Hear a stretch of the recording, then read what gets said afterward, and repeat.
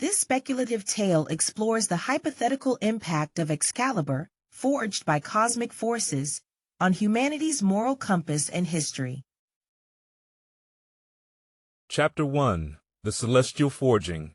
In the vast, swirling chaos of the cosmos, amidst nebulae birthing stars and black holes consuming them, there existed an ancient race of celestial beings. These entities, known as the Aetherians, were master crafters of the universe's most profound mysteries, weaving the fabric of reality with threads of cosmic energy. They were the unseen architects, the silent guardians of the galactic order, and their existence was a secret kept from the countless civilizations that dotted the stars. The Aetherians, in their timeless wisdom, foresaw a pivotal moment in the tapestry of time, a juncture that would decide the fate of a distant blue-green planet called Earth. It was a world teeming with potential, yet imperiled by the shadow of impending darkness. To aid this nascent realm, the Aetherians resolved to create a talisman of unparalleled power, an artifact that would tip the scales in favor of light. Thus, the concept of Excalibur was born, not as a mere sword, but as a vessel of cosmic force. The forging of Excalibur was a celestial event that transcended the boundaries of space and time. At the heart of a dying star, the Aetherians gathered, their ethereal forms radiating with the energy of creation. They reached into the core of the collapsing giant, harnessing the raw, primordial elements that had fueled its fiery heart for eons. With their ageless hands, they extracted the stellar essence, a glowing, molten ore that contained the fury of a supernova. The Aetherians channeled the essence through the lattice of reality, refining it with the harmonies of the universe. They folded the material over and over, each layer imbued with a different cosmic principle: gravity, electromagnetism, the strong and weak nuclear forces. The sword that began to take shape was a microcosm of the cosmos itself, a blade that could cleave through the fabric of existence. As the celestial smiths worked, they sang the song of creation, a melody that resonated across the void. The vibrations of their voices imbued Excalibur with the light of 1,000 galaxies, the wisdom of the ancients, and the hope of all life. The final touch was the hilt, crafted from the remnants of a comet that had danced across the heavens since the dawn of time. It was adorned with jewels that mirrored the stars, and a grip wrapped in the hide of a cosmic leviathan. The celestial forging of Excalibur was complete. The sword was a masterpiece of otherworldly artisanship, a beacon of hope destined for a hero who would rise from the ranks of humanity. The Aetherians knew that the bearer of Excalibur would face trials of great peril and moments of profound courage. The sword would be a guide, a protector, and a symbol of the eternal struggle between light and darkness. With a final, reverent gesture, the Aetherians sent Excalibur on its journey through the stars, encased in a meteorite that would shield it from the prying eyes of the unworthy. It hurtled through the void, a streak of fire bound for Earth, where it would await its chosen wielder in the mystical land of Avalon. And so, the legend of Excalibur began, not as a myth of human making, but as a gift from the guardians of the galaxy, a testament to the belief that even in the darkest of times, the universe would provide a light to those who dared to reach for it. Chapter 2. Echoes Through Time. As the meteorite containing Excalibur hurtled towards Earth, the fabric of reality whispered its arrival. The impact was not merely physical, it was an event that resonated through the ethereal strands of time, sending ripples across the ages. The landing site, a mystical grove in the heart of Avalon, was shrouded in an otherworldly mist, a veil that separated the mundane from the magical. The meteorite, now a sacred stone, nestled itself within the earth, and Excalibur, encased within, lay in patient dormancy, its cosmic energy pulsing like a heartbeat awaiting recognition. Centuries passed, and the legend of Excalibur seeped into the consciousness of humanity. It became a symbol of ultimate power and righteousness, whispered in the tales of bards and inscribed in the annals of history. Yet, the true nature of the sword remained hidden, its extraterrestrial origin lost to the mists of time.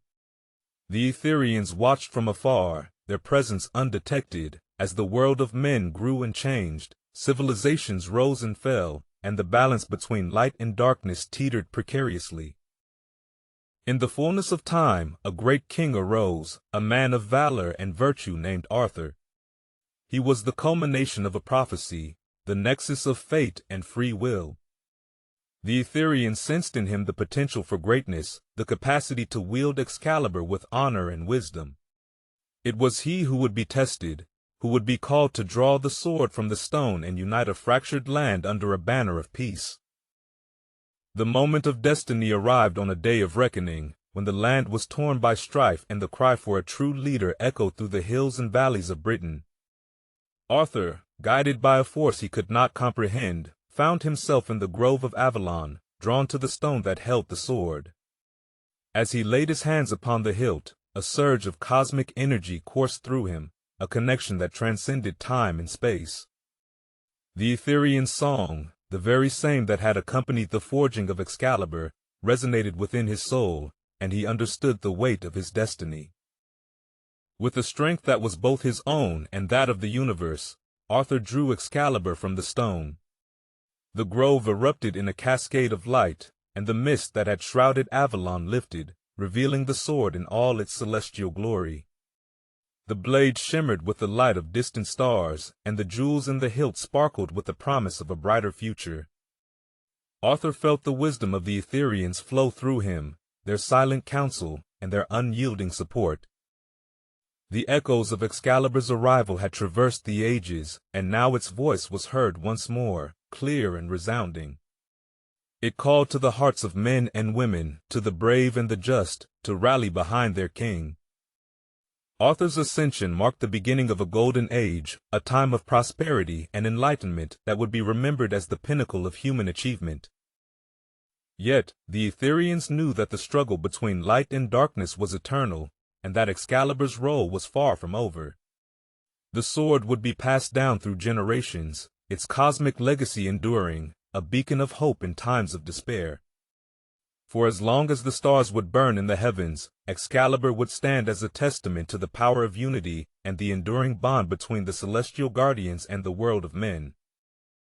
And so, the echoes of Excalibur's forging continued to resonate through time, a symphony of destiny and courage that would forever shape the destiny of Earth and its inhabitants. In the tapestry of time, where the threads of past and future intertwine, there lies a modern age, an era of technological marvels and existential quandaries. Here, the legend of Excalibur, the cosmic blade forged by the Aetherians, resurfaces, its presence an anachronism in a world ruled by reason and science. Yet, the sword's timeless call to heroism and virtue echoes still, a clarion to those who would listen. Imagine, if you will, a world not unlike our own, where the whispers of Excalibur's legacy have permeated the very essence of history. From the noble reign of King Arthur to the clandestine corridors of power in the 21st century, the sword has been a silent arbiter of mankind's fate. Its influence has been felt in the rise and fall of empires, in the quiet revolutions that have shaped the human spirit, and in the hands of those who have wielded it not for conquest, but for the greater good. Now, in this modern dilemma, the sword emerges once more, its arrival a harbinger of a pivotal choice.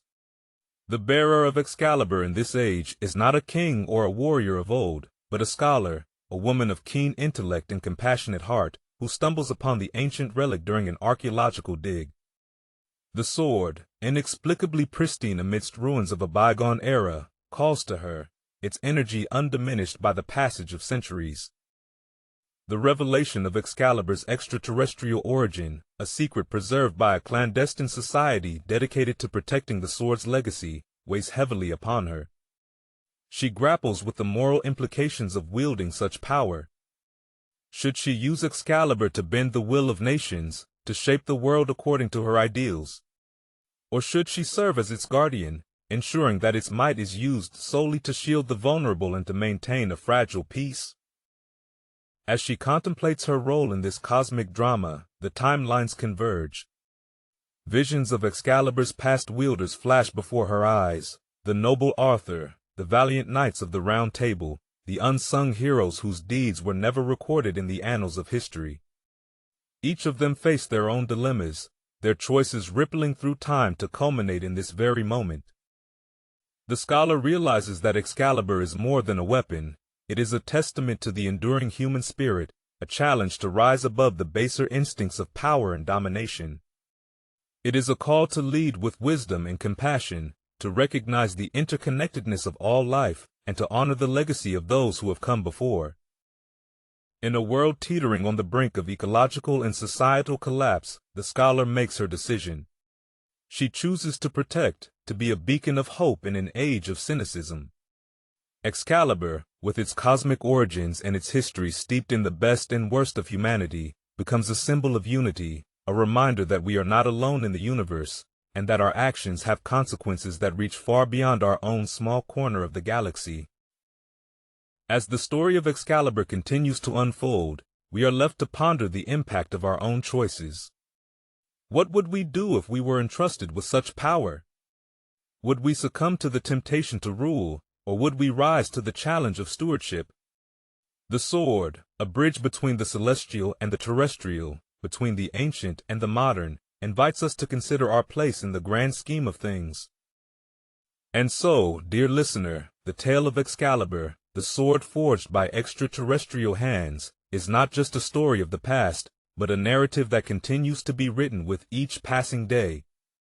It is a saga that asks us to look within and to reach beyond, to be the heroes of our own stories, and to wield the power we possess with integrity and grace. For in the end, the true measure of a civilization is not in the might of its weapons, but in the strength of its ideals and the courage of its people to live by them.